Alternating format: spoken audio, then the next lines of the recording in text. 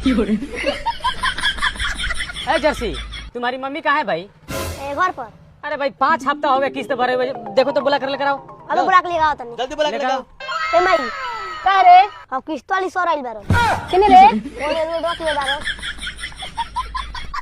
ठंडी में ग्राउंड लेवल पर काम करने में बड़ा दिक्कत हो रहा है सर। का करबो हो? क्या हुआ बाबू? मम्मी घर पर नहीं है। देख रहे हैं सर, रोज का यही हाल है सर। अरे तो हम तो माथा हमारा खराब हो गया। देखिए सर, ये टाप है, इससे मछली मारा जाता है। अच्छा ऐसे छापा जाता है? छाप के या ऐसे अंदर से देखिए, जैसे कि ये है ना, हाँ। अंदर से ऐसे हाथ।